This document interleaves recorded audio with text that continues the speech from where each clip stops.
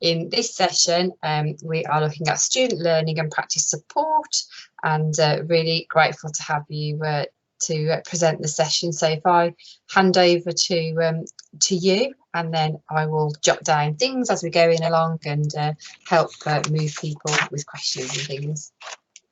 Thank you. I'll just try and share the slides again.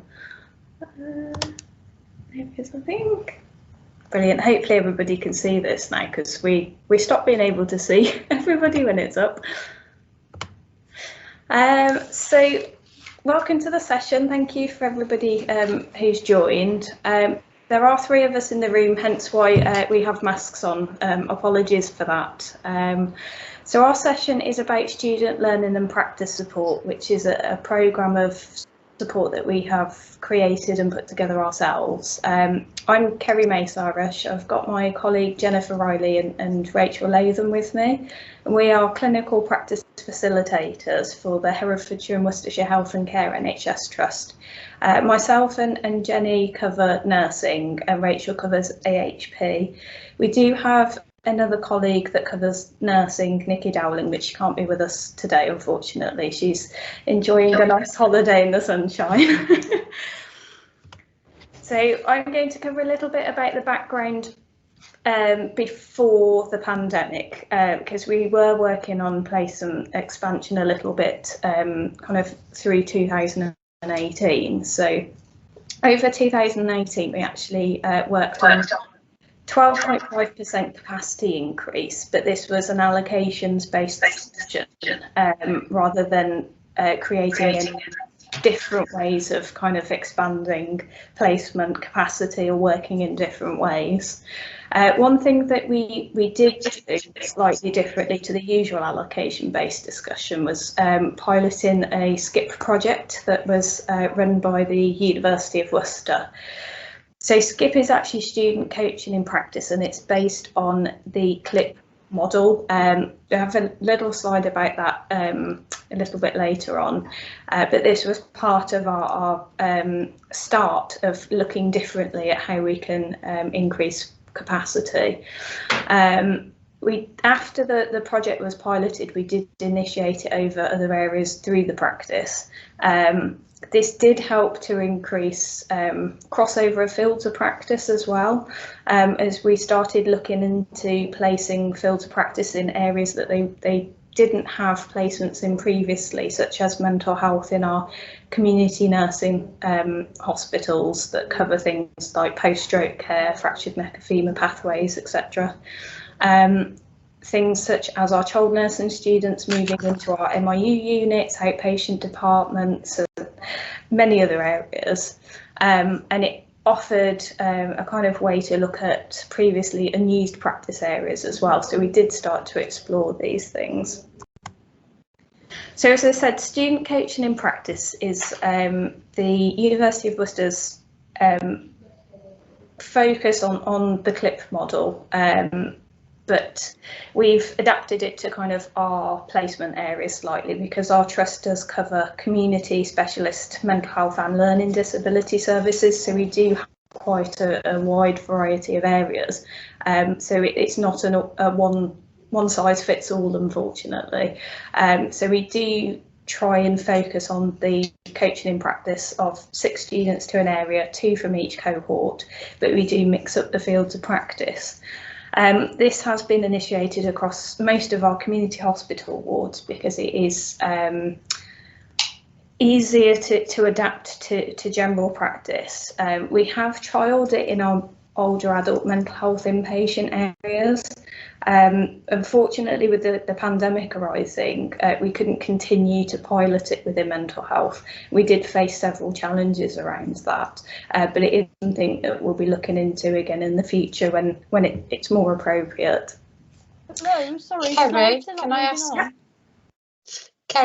you to put your slides onto the slideshow, because they're not quite clicking over onto the next one. Perfect, it's moved on just then. Sorry to interrupt you. No, that's fine. I'm just trying to work out how to do that. So if you go to the top left hand side, it says from beginning.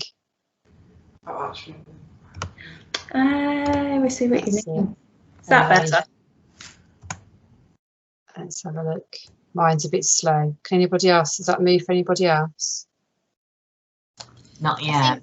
Kerry, I think you need to No, share not yet. you're on a different screen. Right. I use the sharing option through the Microsoft Teams, so I'm not really sure why it's. Have you got two computer screens in front of you? No. Sorry.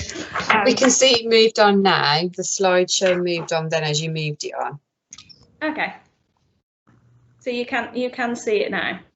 We can just see you now, actually. Maybe reshare your screen. Let's see how it Sorry goes. about this. No, it's fine. Don't worry.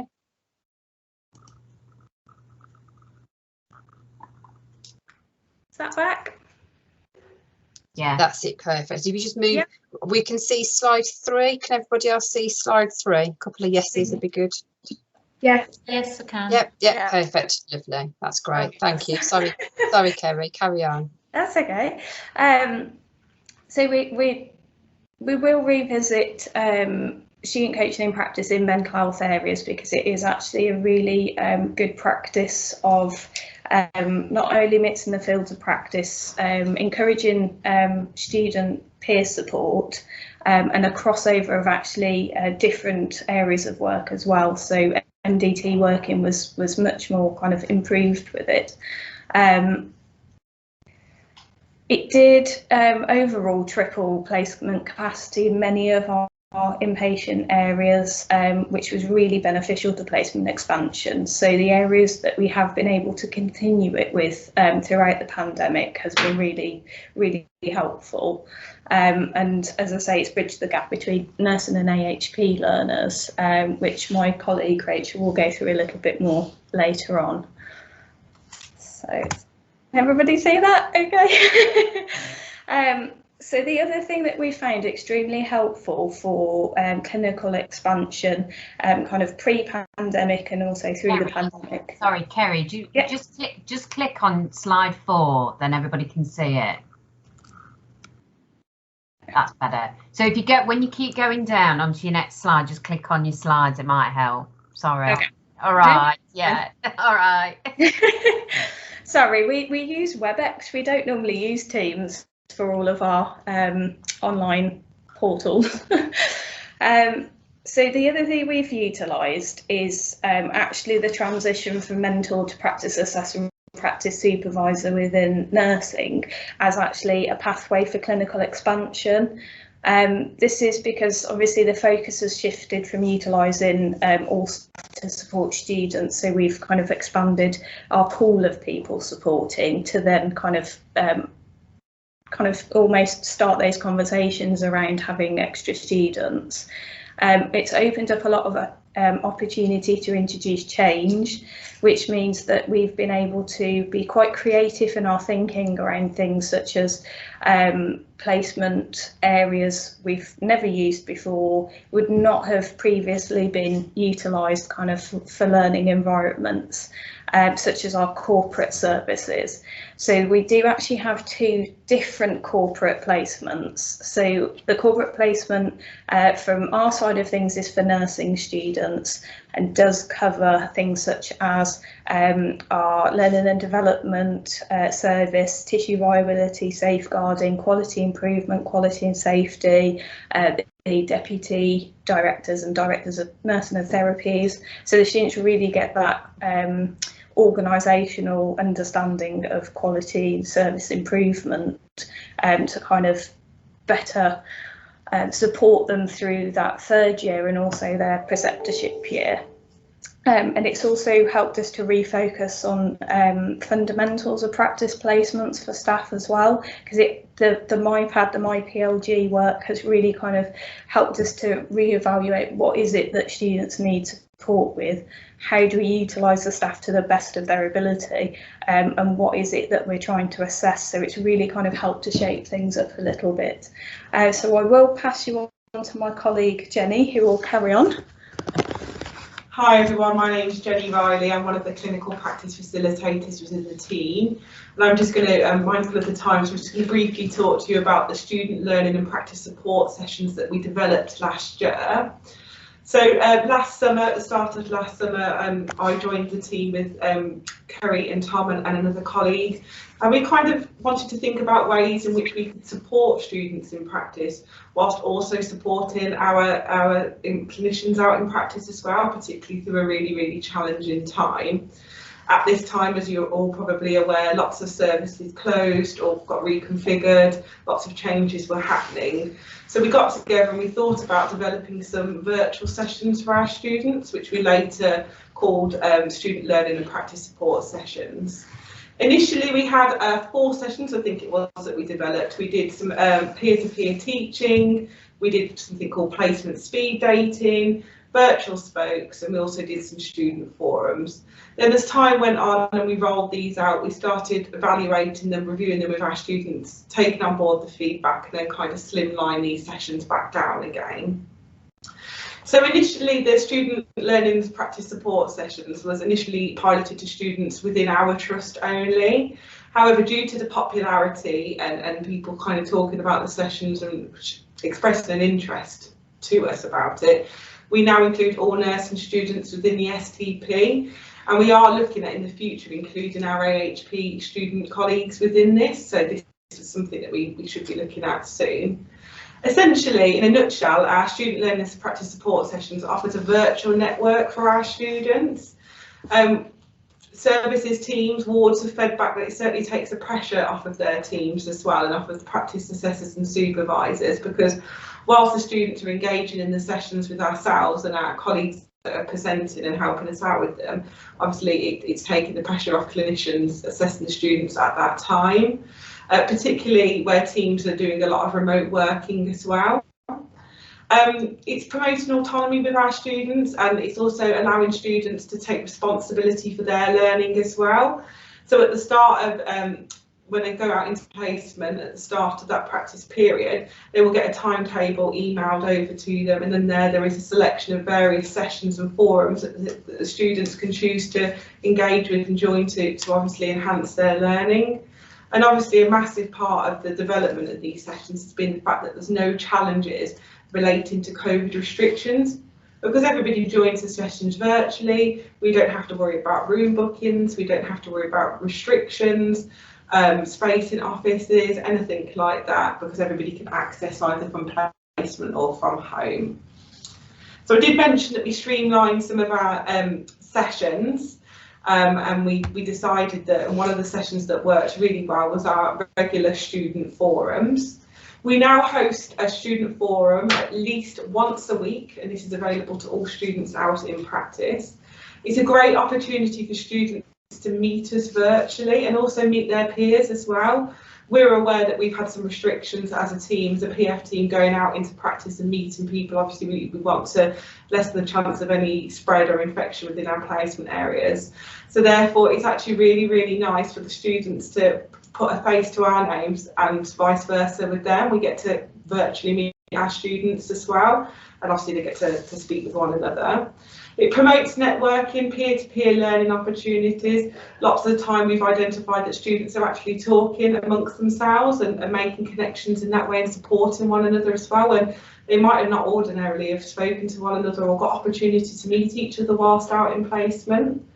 They're quite informal, the sessions, so I think it makes students feel comfortable in joining. We offer different frequencies of sessions as well, so we might do a Tuesday one week and a Thursday another week, and we will alternate the timings of these to kind of capture students that might be in 9 to 5 placements or who might be on nights, etc. It allows opportunity for students to share good practice with one another and learning experiences, which we found for the students kind of boosts their confidence in some ways as well, that they're sharing this practice with us and obviously their peers as well. And Kerry and I and Nikki, my colleague, also tend to pick topics for each of the student forums as well. So we've got a little bit of a framework to direct the forum as well, and it's usually topics that are relevant at that time. So if the forums at the start of the practice placement, obviously we'll talk about orientation, initial interviews, then obviously as the weeks go by and they progress through their practice placements, we then might start talking about final interviews and procedures for that. Obviously, if any updates are happening, such as vaccine rollout or lateral flow testing, we can also discuss that as well. We found that it's benefited us as a PF team as well, because it's reduced our email traffic to answer questions to students in real time. And obviously we can also pick up and unpick themes that are happening in practice as well. And it's a great opportunity for us to get feedback on practice areas. Could you pop the slides along as well as you pick along the next slide? That'd be really helpful. Okay. Thank you. Sorry, Kerry. Keep going back and forth to you, don't we? Yeah, I'm clicking. And That's it. We can see that now. We can see virtual spokes. That's lovely. Okay, Thank I'll you. just leave it as it is. Oh, perfect. Yeah, so virtual spokes is one of the other sessions that we chose to streamline down alongside the forums. These have been really, really well received by our students. It enables students to engage and learn from other sectors of the health and social care provision that they may not have already had contact with, they may not even know about, so thus raising awareness. We've had some great sessions from speakers such as the breastfeeding service, sexual health services, the learning disabilities service, and a corporate. We've had a really wide ranging speakers come to our virtual spoke sessions. Obviously, COVID challenges, well, there are no COVID challenges with it because there's no risk of spreading COVID between services because people can access remotely. And it allows opportunities for students to gain knowledge and understanding from areas where they may not have normally come into contact throughout their nurse training at all. It raises awareness and profiles of teams and services as well. Lots of our students will say, I didn't even know about that care pathway, I didn't even know that that service was available. And it's also made them think about their own careers as well. Particularly, we had a session recently with one of our advanced nurse practitioners, and that really gained the interest of a lot of our learners. So yeah, that's our virtual spokes and a whistle-top tour there. Our next slide is talking about how we've supported capacity throughout this time as well. One of the big ones, obviously, that everybody is aware about is technology. Technology in the respect that we have, we request remote desktop support for our students, which means our students can support clinical notes remotely and at home. They also have access as well to IT support if they want it, and can engage in any sort of care note sessions or any learning sessions in that respect. We also ensure that we request their IT in a timely manner so that when they're out in practice, they're ready to go, they're able to log onto the network and log onto our care notes service as well. We have last summer also employed a project support manager to help us specifically with our capacity. He is no longer with us anymore. He did change positions. However, he did streamline and collate our systems. So we have a smoother process system now, which also incorporates HPs with that as well. Obviously, by streamlining our kind of admin and our extra work, it's meant that we have more time to spend clinically and with our practice areas and with our students as well. And the project support manager also helped in looking at doing gap analysis and identifying placement areas where we could try and increase capacity. Creative ways of working, obviously everybody's had to be creative, particularly over the last sort of year or so. But lots of our we've supported lots of our teams with timetabling to support students, peer-to-peer learning. We're supporting lots of our practice areas with helping students' presentations and case scenarios to help them support with their proficiencies. Office rotation is another thing that we've helped support teams, particularly community teams where office space is really limited, and of course supporting with the technology in regards to setting up remote working. And just to add on to that as well, for those students that aren't able to access tablets or laptops, we also have ensured that we've set up a store and availability of laptops that students can loan throughout their placement as well. In terms of support for students and practice areas, I've obviously mentioned our forums. We've had lots of bespoke meetings for our practice areas. We've done kind of ad hoc assessor refreshers and updates for them. We've had lots of virtual meetings where we've quickly been able to support placement areas and students in practice, and of course their practice assessors. We've done lots of practice assessor updates virtually, and we've also developed and published a COVID booklet as well to support students whilst in practice. And in terms of kind of future support, we've also set up staff forums for our colleagues out in practice, and we've also developed the role of a student link to develop workshops. So I'll hand you over now to my colleague Rachel. And I'll just see if I can slide the slides. Yeah, so you just have to. So, yeah. Been trying to click onto them. Sorry. There you go. Can you see that one that says AHP practice facilitator role? We can, yes, thank you. Just keeping a quick eye on time as well. Just a minute or two left. Sorry. It'll stop talk. Okay. So my post. My name's Rachel. My post was created in August 2020. And it was intended that it would support the increase in placement capacity when we won the Health Education England bid. We were asked to provide 12 extra physiotherapy and 13 extra occupational therapy. So one of the first actions was to establish a communications protocol for placement offers and allocation with a generic AHP account, which I respond to. So I am the central point of access for the whole trust for all AHP placements, and that's a linkage with about 5 HEI partners. My role involves usually, especially during current pandemic times, meetings via WebEx with clinicians, teams and service leads to maintain awareness of the continuing need to provide placements. Also, my role has been brought into line with the nursing PF role in terms of things like organisation around IT systems, requesting IT logins, and we've had very, very good feedback from our practice educators that they really value having myself as the central point of access and having myself as the person who sets up all of the IT things. I'm just going to see if I can click onto the next slide. I'm hoping that says specific placement-based strategies.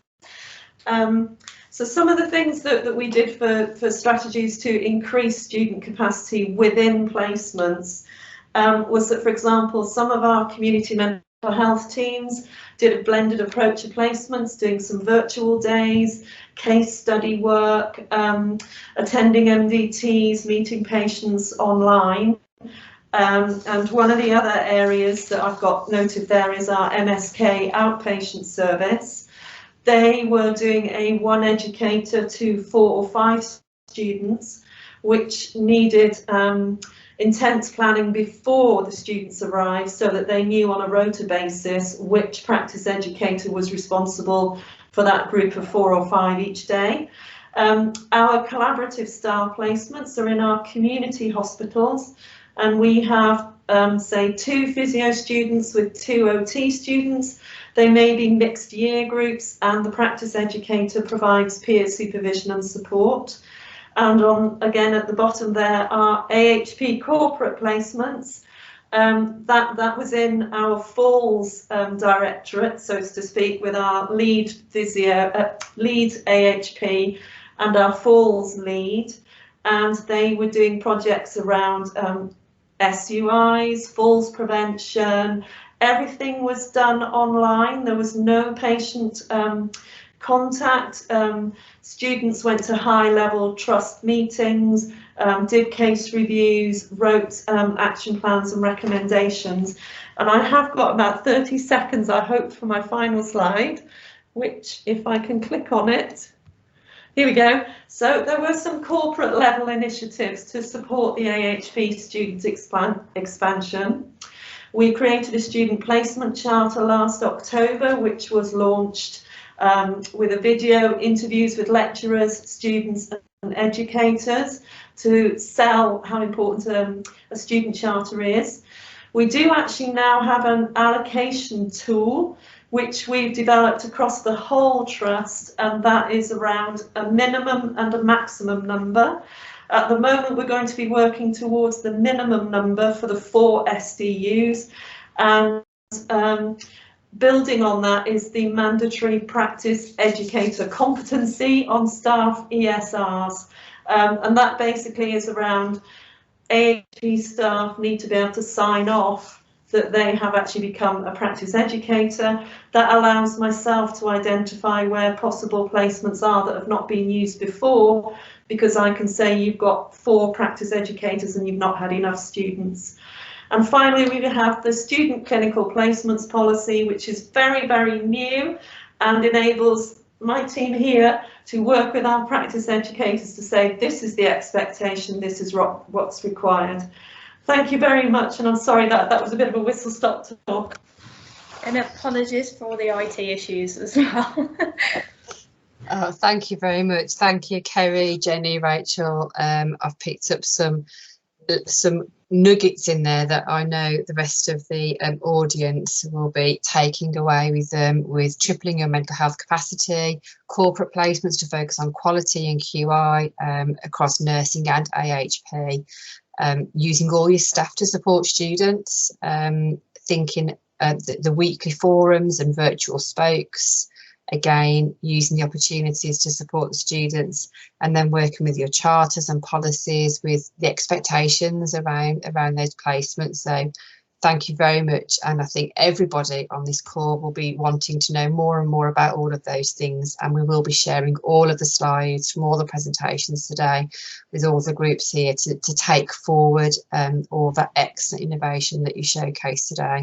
Any questions that have come through, I'll ping in the background so as we can finish a couple of minutes later, but absolutely well worth waiting for the information to share. So thank you very much, and thank you everybody for your time today.